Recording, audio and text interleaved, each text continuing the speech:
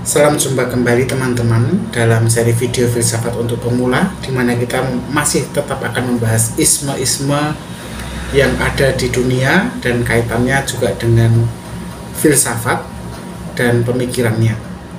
Nah, kali ini kita akan membahas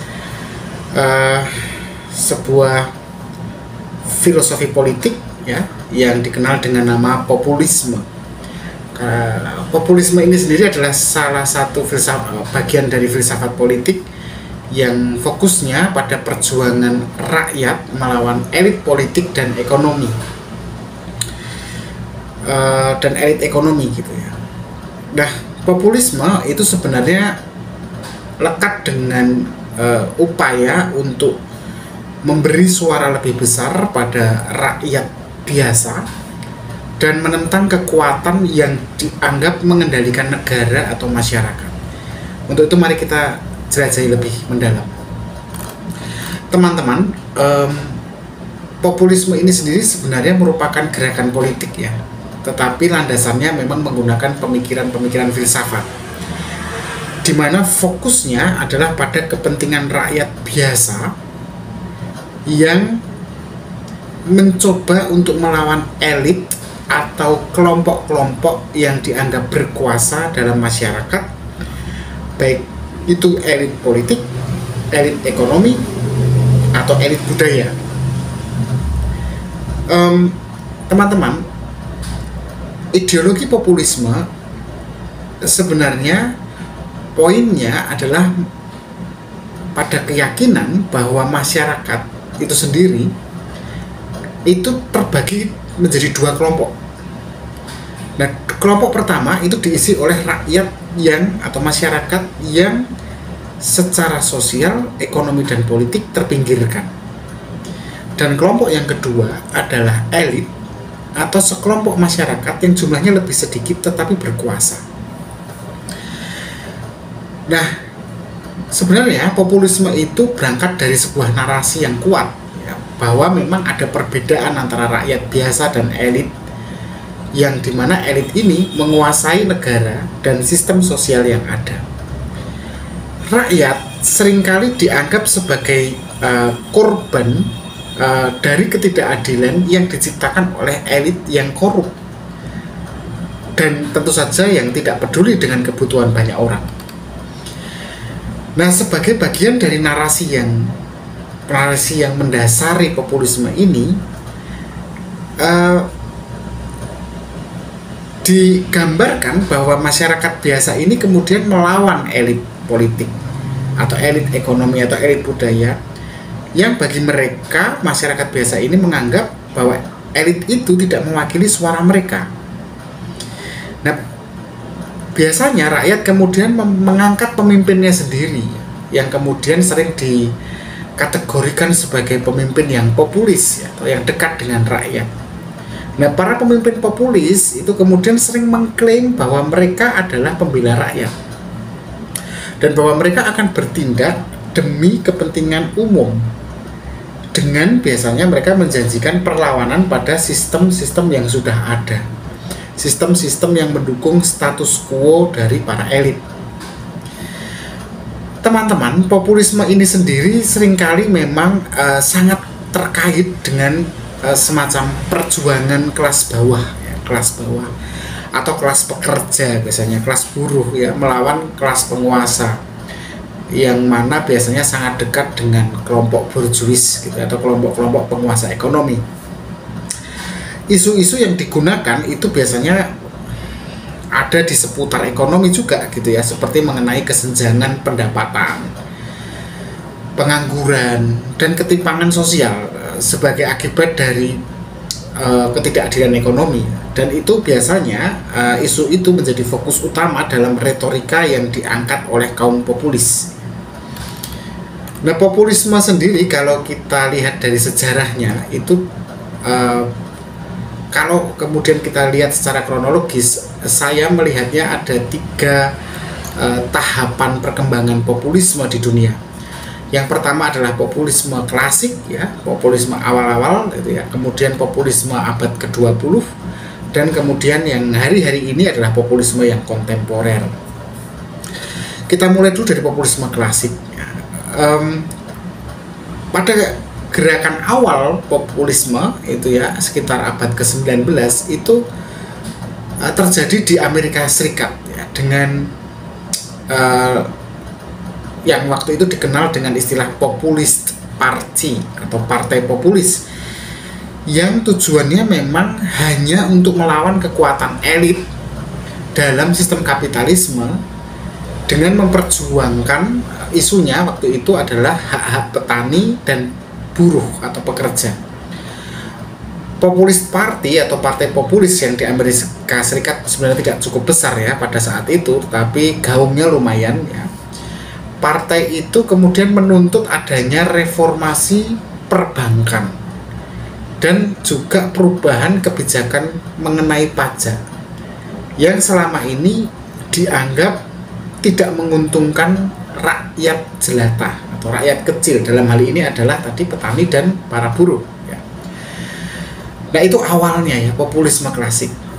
Nah, dalam perkembangan selanjutnya di abad ke-20 itu ya, populisme berkembang tidak hanya di Amerika Serikat tetapi gaungnya juga ke semua baik negara-negara terutama di Eropa.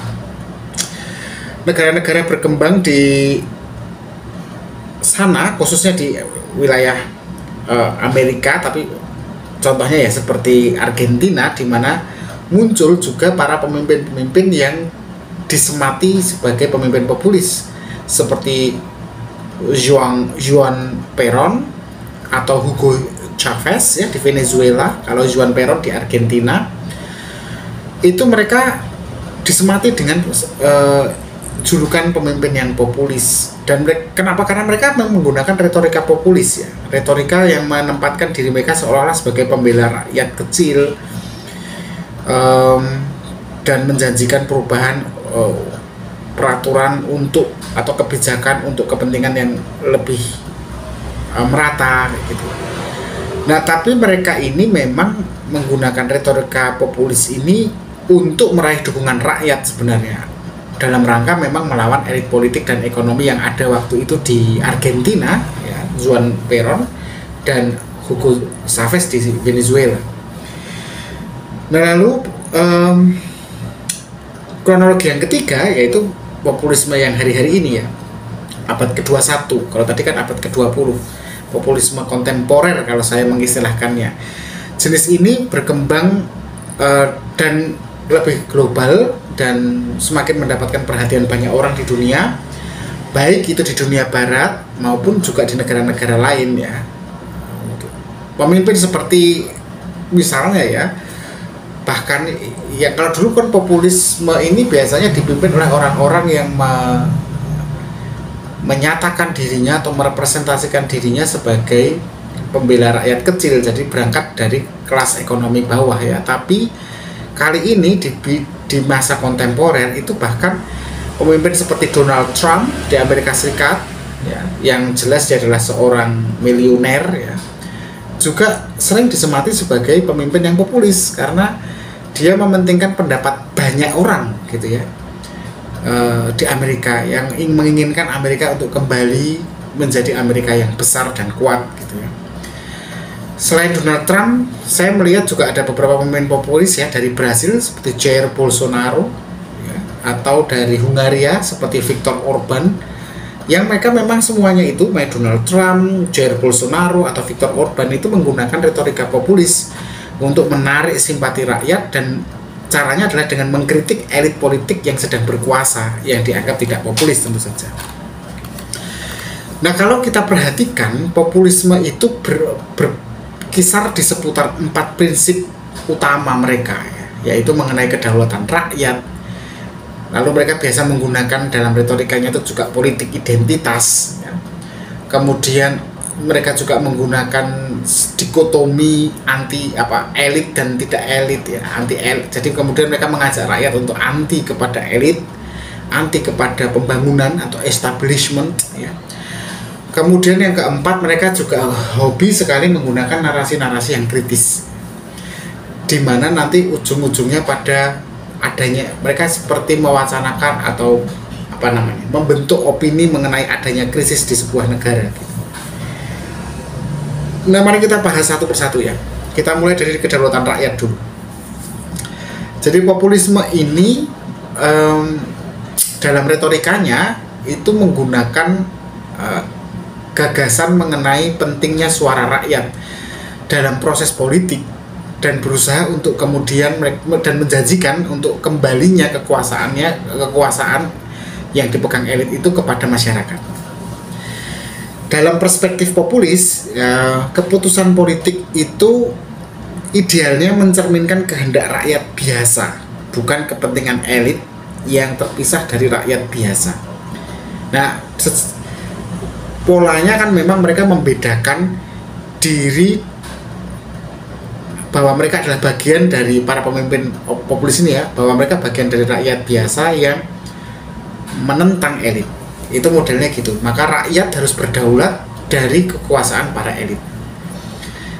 Lalu prinsip yang kedua dari populisme selain kedaulatan rakyat yaitu politik identitas. Nah, ini hal yang juga sering terjadi tuh di Indonesia ya. Jadi gini, populisme ini sering menggunakan strategi politik identitas dengan cara mengklasifikasikan antara rakyat biasa sebagai kelompok yang terpinggirkan dan terzolimi ya, dari elit ya. Jadi mereka mengklasifikasikan ini rakyat biasa, yang ini elit gitu. Biasanya untuk menegaskan itu mereka menggunakan isu-isu juga tentang suku, tentang agama, tentang ras tertentu yang seolah-olah diyakinkan bahwa mereka itu besar tetapi mereka terpinggirkan dari para elit yang sebenarnya berasal dari suku, agama atau ras tertentu yang sebenarnya lebih kecil atau lebih minor gitu. Nah, pemimpin yang populis itu seringkali kemudian mengidentifikasikan diri mereka sebagai bagian dari rakyat biasa ini atau rakyat yang terzolimi ini, dan mereka selalu menyebut diri mereka sebagai wakil rakyat ya, dengan mengklaim bahwa mereka lebih memahami dan langsung berbicara dengan rakyat sehingga tahu tentang keinginan-keinginan rakyat dan apa yang terbaik bagi rakyat. Ya itu. Kemudian yang ketiga adalah tentang prinsipnya, yaitu berkisar tentang anti elit dan juga anti establishment atau anti pembangunan. Jadi populisme itu cenderung menentang politik pembangunan ya, cenderung menentang establishment politics yang mereka anggap sebagai kekuatan korup yang tidak peduli pada kesejahteraan rakyat dan hanya mementingkan pembangunan sebuah negara. Nah, populis itu menuduh para elit ini hanya mereka cuma mengejar kepentingan pribadi mereka dan mengabaikan masalah nyata yang sedang dihadapi oleh rakyat biasa demi kebanggaan sebuah negara, katakan gitu. Jadi retorika para populis ini atau pemimpin-pemimpin yang populis ini biasanya mainnya di situ tuh. Nah, lalu yang keempat, karakter dari populisme ini adalah sering menggunakan narasi-narasi tentang krisis, di mana biasanya mereka lalu membangun sebuah opini atau mereka semacam membangun sebuah paradigma mungkin ya, di mana kondisi negara atau masyarakat ini sedang darurat, gitu, sedang kacau dan butuh perubahan besar. Nah, pemimpin populis biasanya mengklaim bahwa hanya mereka yang bisa menyelamatkan negara dan memulihkan keadaan dengan kebijakan yang berani dan langsung. Kalau teman-teman ingin tahu contoh-contoh tokoh-tokoh yang populis, tentu saja saya nggak berani ya ketika menyebut nama yang Indonesia ya, tapi saya coba dengan negara lain saja. Ada misalnya Andrés Manuel López Obrador ya, dari Meksiko. Andrés Manuel López Obrador ini adalah seorang presiden Meksiko. Dia adalah seorang populis yang menonjol karena dia berjanji melawan korupsi dan mengurangi ketimpangan sosial di negara itu. Biasanya dia menggunakan retorika tentang isu anti elit ya, dan isu tentang pro rakyat. Dan dari kedua gaya retorika itu kemudian dia mendapatkan dukungan besar dari masyarakat miskin.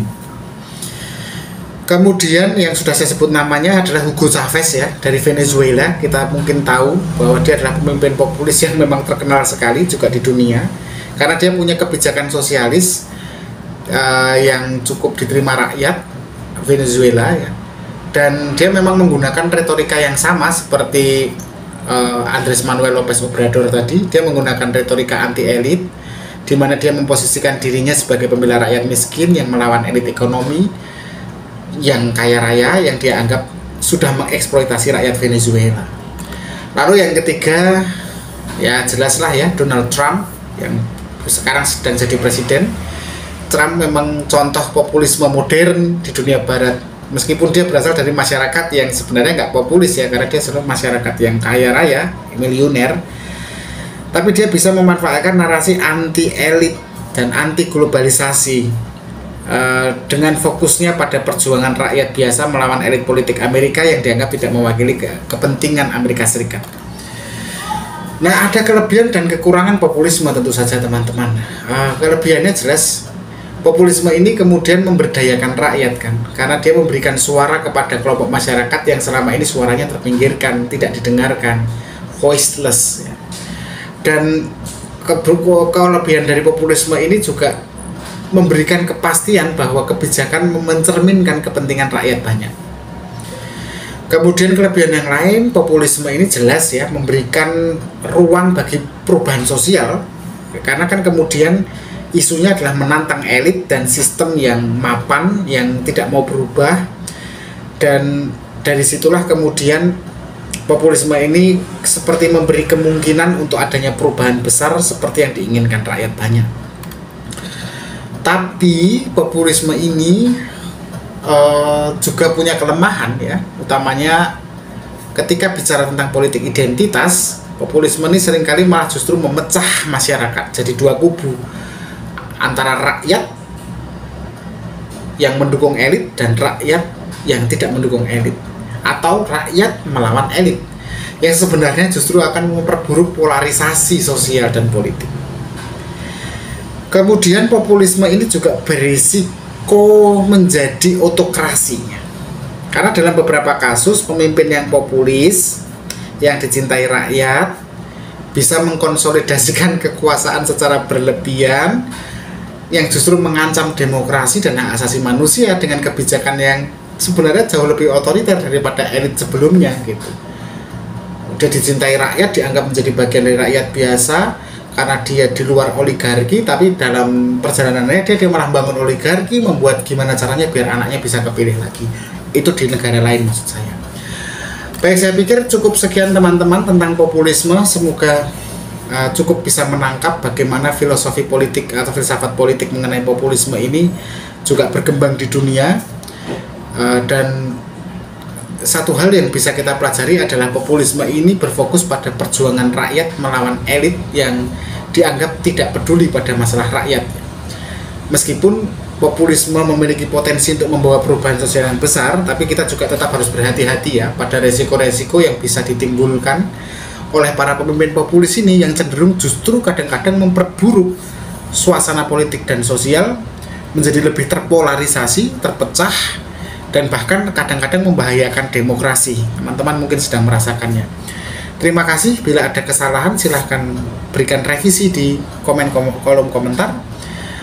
Kalau ada tambahan juga silahkan dituliskan. Terima kasih teman-teman, tetap berpikir kritis.